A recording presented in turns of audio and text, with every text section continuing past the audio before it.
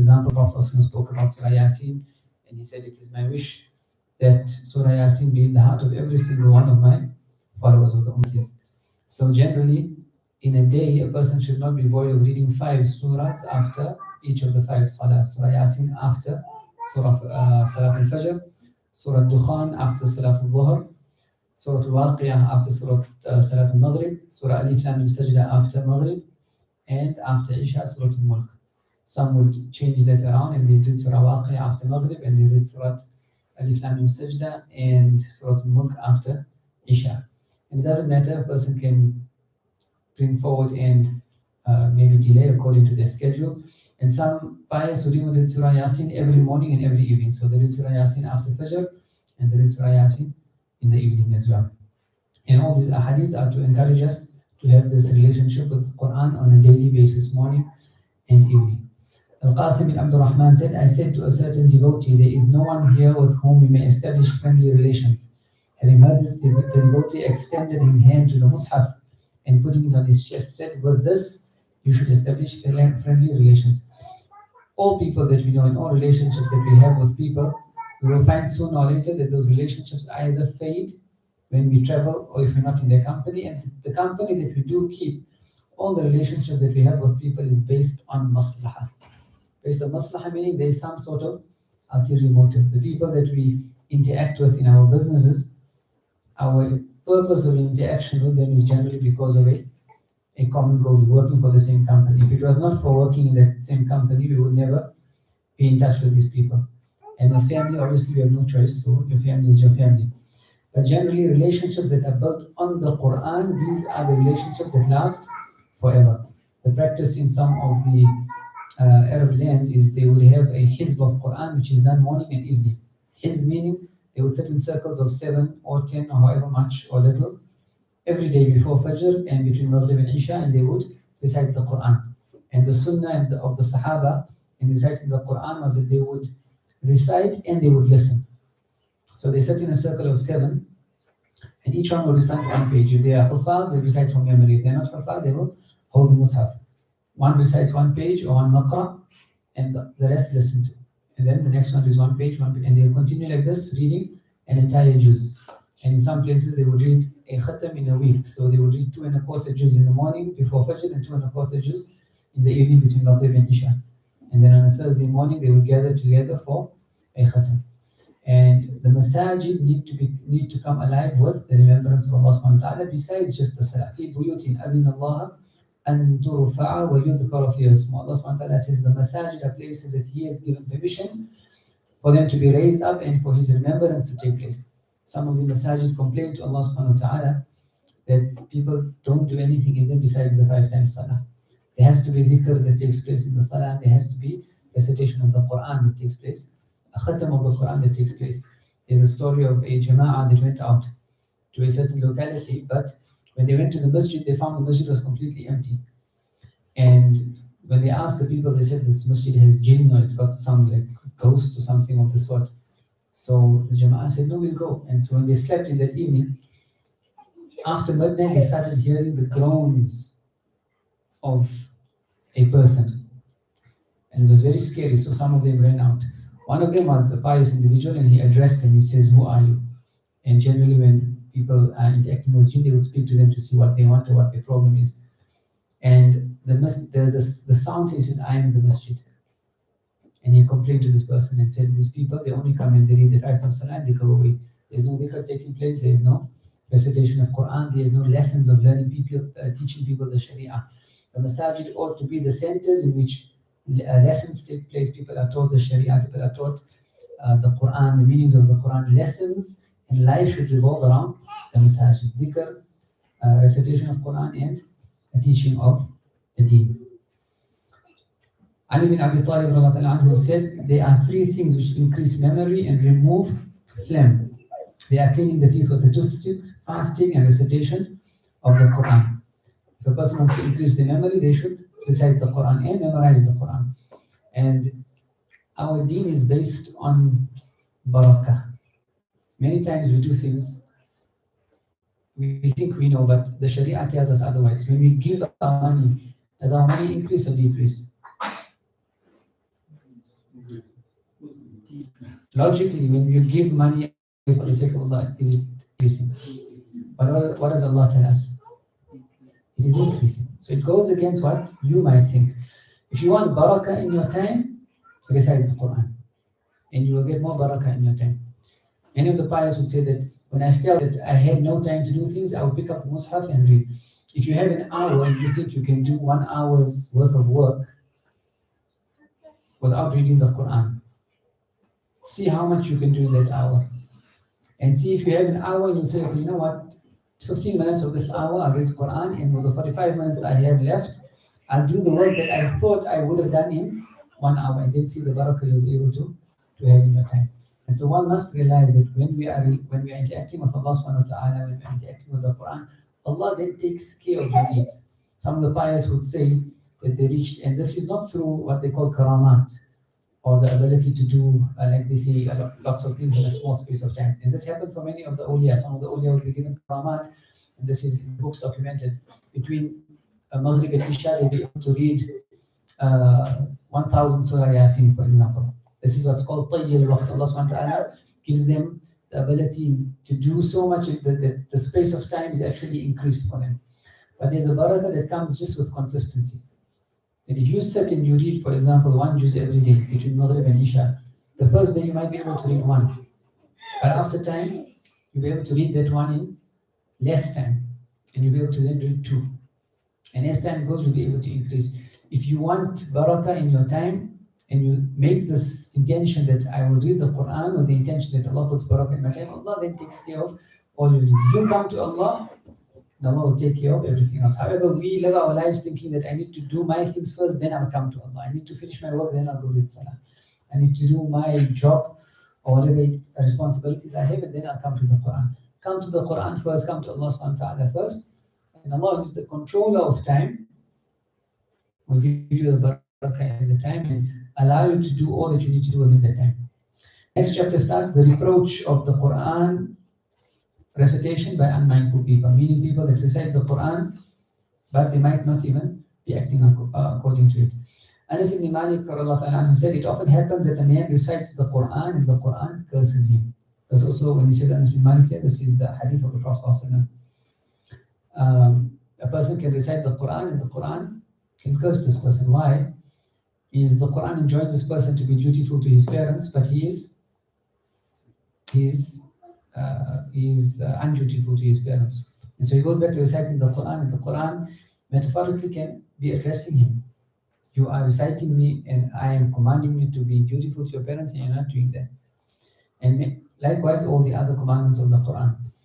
Maysaraf said, Rahmatullah alayhi, the Quran is a stranger in the mind of a profligate, a fajr, a transgressor, or a stranger. He bears it only for ostentation and does not act in accordance with its teachings. Also, a person who recites the Quran merely so that people may say he has a beautiful voice, or he has memorized the Quran, or his memory is very strong, but in his life he has no practice of the Quran. Now, one thing to keep in mind is we all are not 100% on the Sharia in terms we might have mistakes. There's a difference in doing something wrong, but acknowledging that I'm doing something wrong.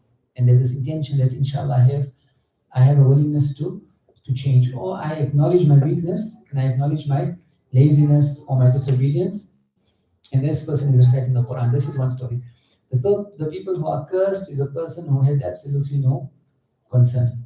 He recites the Quran and he has the ability to stop, or he has the ability to stay away from certain things, but he still doesn't care about it. And it's this very thin line from doing this and a person says, okay, you know what, I'm not doing this, so I shouldn't recite the Quran. No. If you have this hatred of sin, that is enough.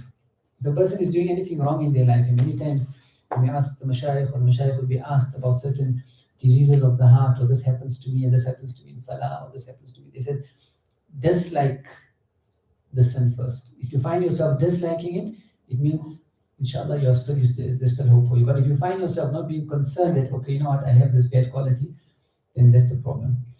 Abu Sulaiman al-Darani rahmatullah alayhi said, guards of the hellfire will hasten to those holders of the Quran who disobey Allah more than to the worshippers of idols, since they disobey Allah after the Quran. And you know in the hadith, the first people for whom the fire of Jahannam will be ignited will be the Qur'an, the ulama and the reciters of the Quran. And it will be said to them, why did you recite the Quran? They would say, oh, to glorify you, Allah, and to worship you. And Allah would say, no, you have lied. You only recited the Quran so that it may be said of you that this person is a reciter of the Quran. And likewise, a person who gives charity, and likewise, a person who taught the religion. Likewise, the person who went out in jihad. These are the first people for whom the fire of Jahannam will be ignited. Meaning, the concept of sincerity needs to come into our lives. Person has to be, before each and every single action. The ulama will teach us, and the scholars of the heart will teach us. You need to ask yourself 3 questions before doing any action. Limada, why am I doing this action? Or firstly, liman, for who am I doing this action? Limada, why, or why am I doing this action? And then kayfa, how am I doing this action? Liman, if your answer is not for the sake of Allah subhanahu wa ta'ala, there is no sincerity in it. Limada, why am I doing this action? Again, if it's not connected to Allah subhanahu wa ta'ala, it means there is an ulterior motive. And then kayfa, how am I doing the action? A person can be sincere in wanting to do an action, but he's not doing it according to how the Prophet taught us, or how Allah subhanahu wa ta'ala wants him to do that action, and he can be doing something extremely wrong. And Imam al-Haddad gives an example of this, it's a bit of a strange example, but just to show the extent of ignorance, that sincerity with ignorance doesn't help. And if a person wants to please Allah subhanahu wa ta'ala, he has to please Allah subhanahu wa ta'ala in a way that Allah subhanahu wa ta'ala is actually ordained. Or we leave the example of Imam al-Haddad, but just for example, the person who does, we'll give another example, the person who does people down in his business dealings, and he deceives and he steals. And then he decides at the end of the year, this money is going to go for Hajj. And he goes for Hajj every year, and he comes back, with a big beard, and he's now calling people, and he gives people gifts, and he prints Qur'ans. But he's thinking he's getting close to Allah subhanahu wa ta'ala, but in a manner which Allah subhanahu wa ta'ala is not prescribed. Those actions in that Hajj has absolutely no value, because the money is not halal. A certain religious scholar said, when the son of Adam, meaning humankind, reads the Qur'an, then mingles good with evil, and then turns to Allah and reads it again, he is asked by Allah, what is your relationship with my speech? It is as though he's mocking Allah subhanahu wa ta'ala. You're reading Allah subhanahu wa ta'ala's speech, but you take the speech and you do other than that. It's like, for example, a boss who writes a letter to the employee saying, do this, that, and the other. And the boss can see the employee from the camera in the workplace, and he sees the employee reading the letter, and then he gets up and does the exact opposite. Now with Allah subhanahu wa ta'ala, obviously we cannot fool Allah subhanahu wa ta'ala. Ibn al-Ramah said, I am ashamed of knowing the Qur'an by heart, for I am told that people concerned with the Qur'an will be asked by Allah concerning that of which prophets will be asked on the day of resurrection. Because a person has the Qur'an in their heart, he will be asked, what did you do with regards to the Qur'an, in terms of acting upon it, in terms of calling people towards it, in terms of connecting yourself with Allah subhanahu wa ta'ala through the Qur'an, and then connecting other people to Allah subhanahu wa ta'ala through the Qur'an. Ibn Mas'ud said, the holder of the Qur'an should realize the value of his nighttime when people are asleep, of his daytime when people commit excess, of his grief when people are joyful, of his weeping when people laugh, of his silence when people are engaged in vain talk, and of his humility when people have a haughty deportment. The holder of the Qur'an should be gentle and soft-minded. He should not be harsh nor quarrelsome, nor one who shouts much, nor one who makes strong noises in the markets, nor a man of hasty temper who gets angry quickly. Meaning, if a person wants to be connected to the Qur'an, he cannot be like the laymen, people who laugh and joke and talk and have a merry time. A person of the Qur'an needs to be different. They would say that if a group of, or the scholars would say that if a group of 40 people of the Ummah of the Prophet ﷺ gather together, and not one of them are feared for the sake of Allah, then you should know there is no khair in that gathering. Generally, this was the case when we would see, even when the scholars, our A'immah, would teach, there would always be people that would attend their lessons. They might not have been ulama, but they were respected for their piety and their relationship with Allah subhanahu wa ta'ala. They had this inner knowledge and this inner recognition of Allah subhanahu wa ta'ala, which gave them the sense of awe. Even that the ulama would fear and feel in awe of them. And so a person who has the Qur'an in his heart or wants to have a relationship with the Qur'an, he has to then lead his life according to this methodology in which he knows that, you know what, I am not on the targeeb, I'm not on the methodology that the laymen are. To such an extent, they would tell the students of knowledge that a student of knowledge shouldn't be seen in public places like eating, for example, in restaurants. This is not the place for a student of knowledge or a person who has the Quran in his heart. Is it wrong? No, it's not wrong to go to a restaurant. But if you have the Quran in your heart, you have to be on a higher level than everyone else. And you have to call yourself to be on a higher level than everyone else. So, for example, a person of the Quran or a person of the Sunnah, he cannot be seen standing and drinking water if he knows the Sunnah of the Prophet ﷺ to certain drink. Is it wrong? A person can drink and stand and drink water. But when you have the Quran in your heart, the Quran ought to lead you to this higher level of piety. And that's in strengthening your relationship with the Quran. Likewise, your Iman increases and Allah subhanahu wa ta'ala then guides your hearts. وَالَّذِينَ جَاهَدُوا فِينَا لَنَهْدِيَنَّهُمْ سُبُلَنَا. Those who strive in our path, Allah subhanahu wa ta'ala says, we guide them to our pathways. The Prophet ﷺ said, most of the ostentatious people of this community will be its Quran readers, since they will pretend that they read the Quran only for pleasing Allah, whereas what will in fact be present in their minds is the desire for pleasing people for worldly advantages. Some of our ulama, some of our own teachers would say that a person who recites the Quran is never free from ostentation. And our imams and people and all of us that recite the Quran, we need to ask ourselves, and there's never, whenever you are standing on the musalla to recite Quran, or in the jalsa, or you have to do some sort of presentation, shaitan is always there to tell you, what are people going to think? People must think I'm reciting the Quran nicely. And an example of this is when you're preparing to read your juz for the evening, or sometimes when you're in the car. And this could be for the hufaz or the non-hufaz. Even people who are just, generally they follow. But everyone has this idea in their mind one day that, I'll be leading a certain prayer or I'll be reciting in a certain gathering. And so when you're riding in the car on the highway, and you're busy reading to yourself, and you're reciting that verse, mashallah, like with the best tajweed and according to your most favorite qari, or you're singing this qasida, or you're preparing the speech that you have to give at a certain function. And you talk, and we all talk to ourselves in the car, we do this reading in the car, no one can hear you. Because when you're in a place that no one can hear you, no one can see you, that means that's who you are. That's who you are. Because you can't show off in front of everyone. But even in this most private space, when we're reciting those verses, in our minds we're thinking, when I'm sitting in the gathering or in the musalla tonight, and I'm reading this verse, and you're reading it so beautifully in the car, and you're thinking, what are people going to say? They're going to start thinking, mashallah, what a nice voice, or how well he read that verse. But how many of us actually prepare this recitation that we're going to be doing, or this talk or this qasida, and say, what, tonight I'm going to sit in private, and Allah, I'm going to read it for you. To read it for the sake of Allah. Prepare it to read for the sake of Allah subhanahu wa ta'ala. This is sincerity. How many times have we actually prepared an action to do it for the sake of Allah subhanahu wa ta'ala and no one else?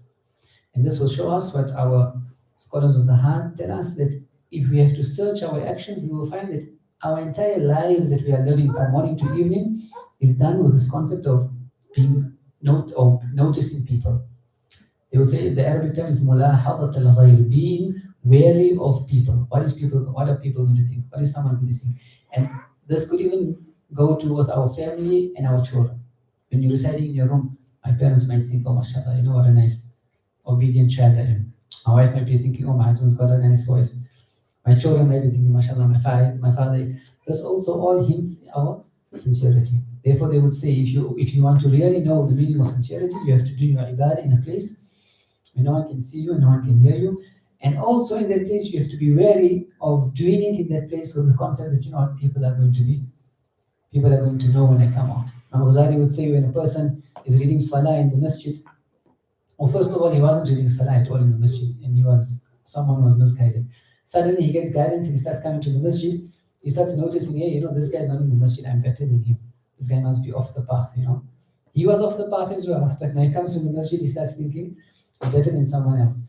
And then he gets guidance, and so he starts reading his salah with a bit of khushu and hudur and presence of heart.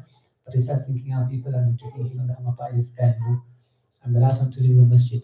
People must think how I'm making sujood properly, according to all the sunnahs. And then, if he gets guidance beyond it, he realizes that, my superiority worship, I can't do it in front of people. As long as I'm in front of people, I can't be sincere, no matter how much I try. So he goes into his private quarters at home. And even in his private quarters at home, he starts reading his salah with complete khushu and he starts crying and everything else. And he thinks, no one can see me, but when I go out in public, the effects of this private worship is going to be, people are going to say how much nur you got, how much aura you have. And so we can never be free of shirk. We can never ever let go or think that, we are sincere. And the most sincere of people on the face of the earth will always be questioning themselves. Where has shaitan gotten hold of me? They say if you find your nafs finds it easy to do certain forms of worship, then you must know that there is a portion of shaitan or there's a portion of ostentation in it. And those actions which are difficult on the nafs to perform, those are the ones which require sincerity. Or those are the ones where sincerity lies. The Prophet ﷺ said, read the Qur'an so long as it enables you to desist from what is prohibited by it and to follow what is commanded by it. If it has not enabled you to desist, you have not read the Qur'an. Meaning, you can be reading the Qur'an but you are not following it. This recitation has very little weight in the eyes of Allah subhanahu wa ta'ala. The Prophet ﷺ said, one who considers it lawful the things declared unlawful in the Qur'an does not believe in it. A certain righteous father said, or a certain righteous predecessor said, there is a man who starts the reading of a Quranic surah and angels bless him until he completes it. There's another man who starts the reading of the Quranic surah and angels curse him until he completes it. On being asked, how is this possible? He replied, if the reader of the surah considers lawful the things declared lawful therein, and if he practically considers unlawful the things declared unlawful therein, then angels bless him. But if he does not do so, then the angels curse him. And we'll stop there for tonight. Ask Allah subhanahu wa ta'ala to grant us tawfiq to connect with the Quran and to recite it in a way which pleases Him, and to grant us sincerity for His sake, and to put into action those things which are pleasing to Him. Sallallahu ta'ala ala sayyidina Muhammad wa ala alihi wa sahbihi ajma'in. Subhanallahi wa bihamdihi, nashhadu an la ilaha illa anta, astaghfiruka wa atubu ilayk. إن الإنسان لفي خسر إلا الذين آمنوا وعملوا الصالحات وتواصوا بالحق وتواصوا بالصبر.